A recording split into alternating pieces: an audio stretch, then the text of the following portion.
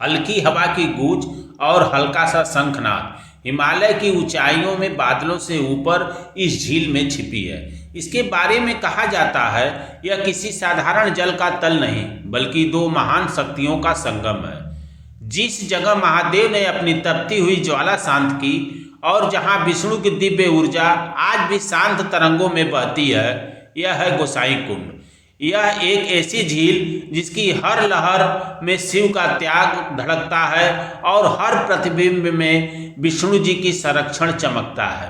जो इस झील तक पहुंचता है तो वह केवल पानी नहीं देखता, वह एक अनुभूति महसूस करता है, एक अदृश्य शक्ति, एक असीम शांति और कई बार वह रहस्यमय आकृतियां भी जो साधारण आंखों से नहीं बल्कि आस्था से दिखाई देती हैं। वह रहस्य जहाँ शिव ने झील रची और विष्णु उससे जुड़े। एक ऐसी कथा जितनी दिव्य है उतनी ही अद्भुत। तैयार हो जाइए नेपाल के उस रहस्य की यात्रा पर चलने के लिए जो आज भी जीवित है। हिमालय की ऊंची चोटियों के बीच बसा नेपाल, बादलों में घिरा एक देश जहां हर घाटी के पीछे कोई न कोई दिव्य कथा छिपी है। उन्हीं रहस्यों में से एक रहस्य है गोसाई कुंड।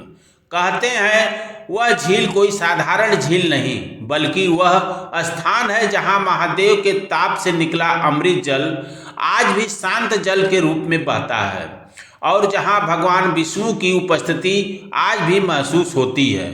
बहुत समय पहले जब समुद्र मंथन में भयंकर विष निकला तो पूरे ब्रह्मांड में हाहाकार मच गया। देवता दानव सभी डर गए। यदि यह विष बाहर फैल गया तो सृष्टि का अंत निश्चित है। तभी देवता और दानव दोनों हाथ जोड़कर महादेव से विनती करने लगे, क्योंकि दोनों के एक ही भगवान थे, महादेव।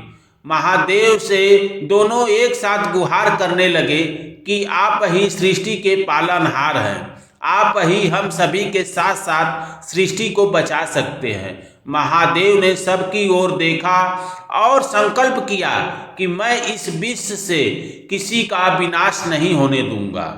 तब उन्होंने विष को अपने कंठ में धारण कर लिया, पर विष की गर्मी इतनी तेज थी कि पूरा कैलाश तपने लगा। महादेव का शरीर जलने लगा और उनकी सांसें अग्नि बन गई। कहा जाता है कि इस पल के बाद महादेव हिमालय की ओर निकल पड़े, ठंडी जगह की तलाश में जहां उनकी विष का ज्वाला शांत हो सके। चारों तरफ पर्वत, बर्फीली हवाएं और बर्फीली धुआं उड़ाती घाटियां। अंत में महादेव एक ऊंचे पर्वत के शिखर पर पहुंचे। वहां उन्होंने अपने त्रिशूल से भूमि को प्रहार किया और उनके प्रहार से धरती फटकर नीचे से एक निर्मल जल फूट पड़ा। यही जल फैलकर एक विशाल कुंड बन गया जिसका नाम गोसाई कुंड है। कहते हैं इस झील का हर कण, हर लहर महादेव के ताप को शांत करने के लिए उत्पन्न हुई थी। जैसे ही महादेव इस कुंड के जल में उतरे, विष का जहर कम होने लगा और उनके शरीर की ज्वाला ठंडी पड़ने लगी। उनका मन शांत होने लगा। झील उनकी ताप और त्याग का साक्षात रूप बन गई।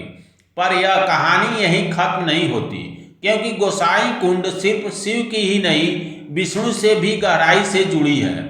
धर्म ग्रंथों के अनुसार झील में आज भी एक बार पीली चट्टान दिखती है, जिसे लोग शालिग्राम या विष्णु का रूप मानते हैं। कथा कहती है कि जब शिव ने झील बनाई तो विष्णु ने इसे धर्म और शांति का केंद्र के रूप में स्थापित किया। मानता है कि झील के नीचे एक गुप्त जल संपर्क है जो गुप्तांग की कालीगढ़ की नदी तक जाता है। वही नदी जहां शालिग्राम शिला विष्णु का प्रतीक पाई जाती है। ऐसा कहा जाता है जहां शिव ने विष का बोझ उतारा, वहीं विष्णु ने धर्म का प्रवाह शुरू किया। यही कारण है कि यह झील शिव और विष्णु दोनों का संगम माना जाता है। एक जगह जहां विनाश और संरक्षण दोनों की ऊर्जा मिलती है। आज भी लोग गोसाई कुंड जाते हैं तो वहां हवा अचानक ठंडी हो जाती है। पर्वतों के बीच बहती नदी के लहरें मानो कुछ कानों में फुसफुसा जाती हैं। वह स्थान सिर्फ पानी नहीं, पूरा आशीर्वाद है। कई यात्री यहाँ दावा करते हैं कि झील के किनारे खड़े होने पर मन अपने आप शांत होने लगता है, जैसे किसी अदृश्य शक्ति ने उनके विचारों को स्पर्श कर लिया हो।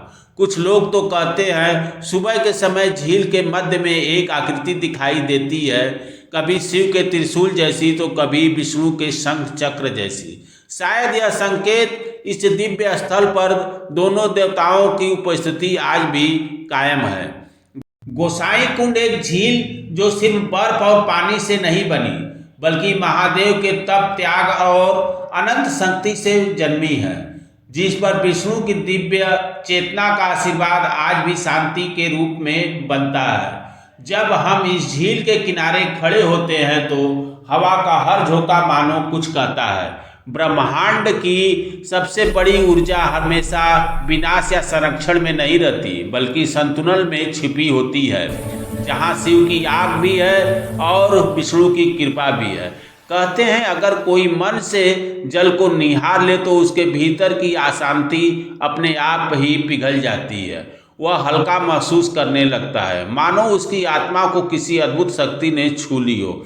गोसाई कुंड हमें याद दिलाता है कि जीवन में ताप बढ़ जाए तो कहीं न कहीं एक सुरक्षित शरण भी होती है, एक ऐसी जगह जहाँ शांति बसती है, वहाँ उत्तर मिलते हैं और जहाँ दिव्यता हमारे सबसे करीब होती है। यह झील आज भी खामोश खड़ी है, लेकिन इसकी हर लहर कह रही है मैं वही हूँ जहाँ शिव ने अपना बोझ उतारा और जहाँ विष्णु ने धर्म का प्रवाह शुरू किया। नेपाल के हिमालय में छिपा यह रहस्य आज भी जीवित है। जो महसूस कर ले वह कभी वैसा नहीं रहता जैसे पहले था। गोसाई कुंड की कहानी हमें यह सिखाती है जहाँ त्याग है वहाँ संरक्षण भी है, जहाँ शिव का ताप है वहाँ विष्णु का धर्म भी मौजूद है। और जब दोनों शक्तियाँ एक ही स्थान पर हो तो वह जगह सिर्फ झील नहीं पूरा तीर्थ बन जाता है। नेपाल में हिमालय के बीच छिपा यह रहस्य आज भी उतना पवित्र है जितना हजारों साल पहले था।